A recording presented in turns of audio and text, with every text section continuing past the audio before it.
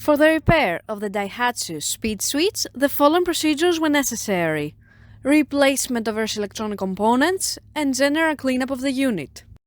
For testing, we add a 24-volt DC power supply, a variable voltage as input signal, and a testing circuit comprised of a rotating disc and a proximity sensor. By manipulating the input signal, the unit responds accordingly and the disc spins faster. We can also see the RPM measurement on the unit's screen.